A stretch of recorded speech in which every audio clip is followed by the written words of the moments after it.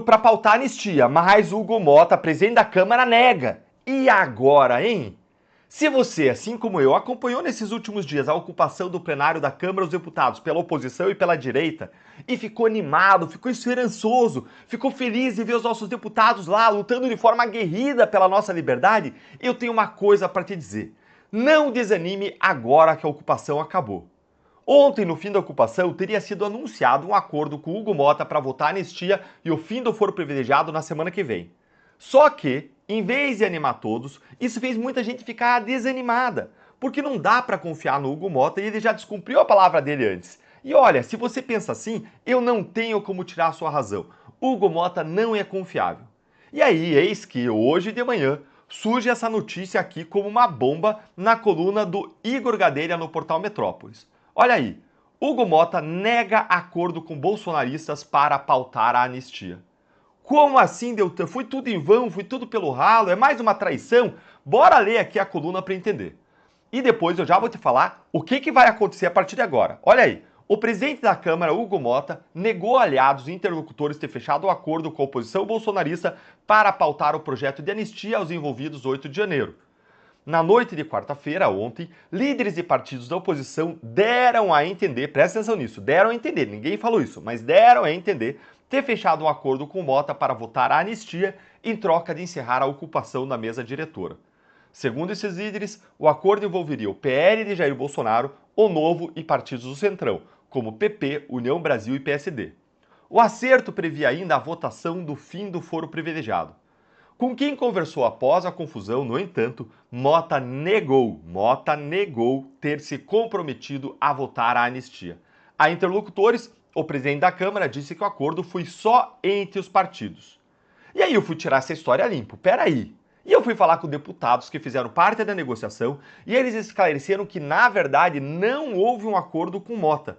O que houve sim foi um acordo com as lideranças dos grandes partidos da casa, do PP, do União Brasil, do PSD e com a liderança do Novo, além do PL. E esses partidos se comprometeram a trabalhar pelo fim do foro privilegiado, o que é uma jogada de mestre, que eu já vou te explicar por quê, e para pautar a anistia. E em seguida eu vou te mostrar por que esse acordo das lideranças é importante, qual é o impacto disso. Mas antes, olha aqui comigo o vídeo do Nicolas Ferreira de ontem à noite e presta atenção nos detalhes sobre os quais a gente está falando. Se você já assistiu, e eu já tinha assistido, vale a pena assistir de novo, com foco agora no que especificamente foi sim objeto de acordo. Olha aí, acompanha comigo. Fala Brasil, nós estamos aqui, uma parcela gigantesca dos deputados, existem vários outros ainda que não estão aqui, mas para dar o seguinte recado, nós dobramos o nosso apoio no Congresso para as nossas pautas. Hoje, além do PL, que está aqui o Sócrates, além Marcelo que é líder do Novo, também PP, União, PSD e demais outros deputados de vários partidos estão conosco nas nossas pautas. O que eu quero dizer para você é o seguinte, olhe a reação da esquerda, reação de derrota, porque hoje sim, a gente conseguiu chamar a atenção, paramos o Congresso por 2 dias, algo inédito, histórico do nosso país, para que a gente continue vencendo esta batalha. E eu não tenho dúvidas que todos que estão aqui vão continuar incessantemente para na reunião de líderes, que foi feito um acordo para que tanto o fim do foro privilegiado, quanto também a anistia, todos esses partidos lutem juntamente conosco para que seja aprovado. Primeiro passo, tirar a forca dos deputados que estão sendo pressionados pelo STF através do fim do foro privilegiado. E segundo, ter a anistia ampla, geral e restrita. Excelente. E para isso, nós não podíamos isolar os outros demais partidos, fazer o que a esquerda queria, que era nos deixar de lado. Portanto, sinta-se extremamente representado, confiante, porque caso isso não acontecer, nós vamos lutar muito mais forte. Hoje, nós ganhamos o Congresso. É isso aí. Pera, para aí. Espera que tem mais. Presta atenção.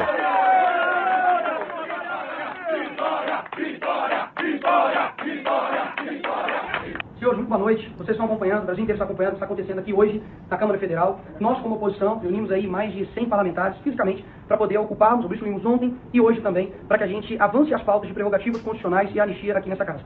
Nós estamos aqui conversando a longos passos com diversas lideranças e chegamos ao devido entendimento. Está aqui ao meu lado, Rodrigo de Castro, que é líder do União. Está aqui ao meu lado, Luizinho, que é líder do PP. Aqui ao meu lado está o líder do Novo, Marcelo Van Hatten. E aqui à minha direita também, Sóstenes, líder do PL. O que está decidido que faremos? Em todas as nossas conversas, em todo tipo de desafios que nós temos aqui nessa casa, o diálogo sempre vai ser, obviamente, o melhor caminho. Nós firmamos um compromisso de que na semana que vem, todos esses partidos aqui citados irão trabalhar incessantemente para as nossas prerrogativas constitucionais, que passa pelo fim do foro privilegiado, que vai tirar a amarra no pescoço de diversos deputados que estão aqui pressionados pelo STF. E, consequentemente, a anistia, que é a nossa pauta prioritária. Então, portanto, quero que todos vocês, brasileiros, que acompanharam tudo que nós estamos fazendo, que a ação, ela de fato, não existe vencedores e perdedores. Existem pessoas aqui que estão ao lado do Brasil. E hoje eu não tenho dúvidas que o Brasil ganha, porque nós iremos conseguir lutar para que a maioria deste Congresso seja respeitada. Muito obrigado a todos e que o Brasil sempre vença. Vocês entenderam? Não teve um acordo então com o Hugo Motta, teve um acordo com lideranças de grandes partidos que o Nicolas estava aí do lado e mais de um outro que foi mencionado por ele naquele momento anterior, que ele estava com os deputados ao redor dele ali, que era o PSD, ou seja, teve um acordo ali envolvendo União, PP, PSD, Novo, PL. E por que esse acordo é tão importante? Porque o que será ou não pautado é decidido pelo presidente da casa, Hugo Motta, sim, mas é discutido, é deliberado, é tratado em uma reunião de líderes anterior às pautas, anterior às votações. Tem uma reunião de líderes em que esses líderes, como esses que vocês viram com o Nicolas, se reúnem e decidem o que vai ou não vai à votação. E agora há o compromisso desses líderes de grandes partidos, que têm um grande número de deputados, de fazer essas pautas avançarem. E mais, eles decidiram combinar com a anistia o fim do foro privilegiado. E por que isso é essencial? Eu vou contar agora, vou explicar agora para você por que unir essas duas pautas foi uma jogada de mestre da direita. É o seguinte, gente, a direita entendeu qual que é o grande medo do Hugo Motta.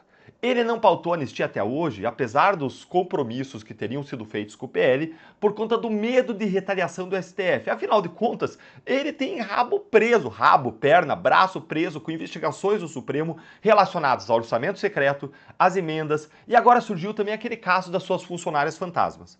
Contudo, ao pautar a anistia junto com o fim do foro privilegiado, se retira ao mesmo tempo o poder que o STF tem sobre os parlamentares, sobre Motta, sobre a imunidade parlamentar, sobre todos, esvaziando uma das maiores armas que os ministros têm para colocar pressão nos deputados e senadores, para encoleirá-los, para chantageá-los, para fazer os parlamentares agirem como os ministros quiserem. E a PEC do fim do foro privilegiado, vamos lembrar que já foi aprovada no Senado.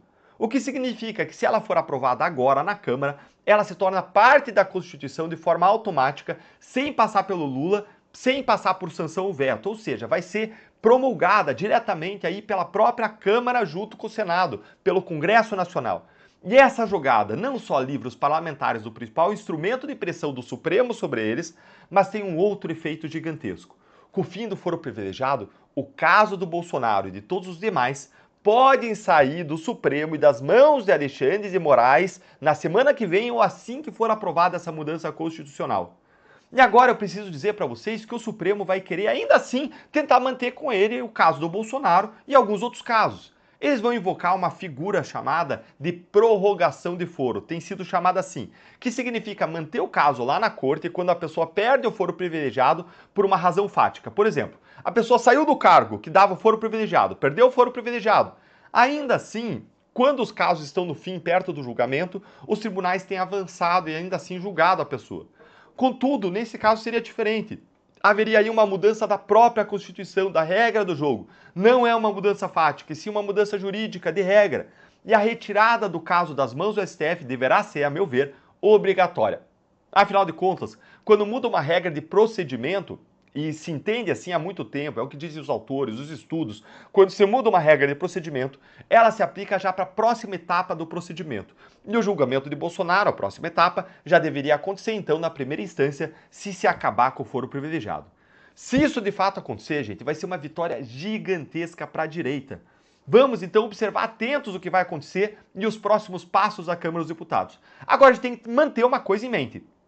Protestar, ir lá, gritar, ocupar é muito importante. Agora, numa Câmara que você tem 513 deputados, é essencial o diálogo, a conciliação, o compromisso, buscar caminhos comuns. E foi isso que os deputados conseguiram fazer depois de tanta ocupação, depois de tanto grito, conseguiram gerar aliados para essas pautas. Isso foi essencial. Isso nos traz sim uma luz no final do túnel, nos traz uma esperança. Quer dizer que é certeza que vai dar certo? Não, não é. Por isso a gente segue precisando da sua, da minha, da nossa mobilização de todo mundo que apoia essas pautas, dando like, compartilhando o vídeo, não meu, de todo mundo que trata disso, para que a voz da nossa indignação, para que a voz das nossas pautas, das nossas causas possam chegar mais longe, para que mais gente possa ser trazida e convencida.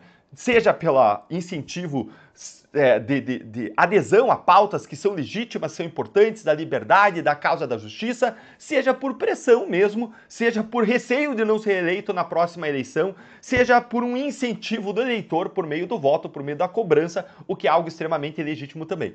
Então a gente não pode parar nem retroceder e se a anistia e o fim do foro privilegiado não forem pautados aí nos próximos dias, obstrução já e pressão nas redes sociais e nas ruas. Não vamos retroceder, vamos em frente.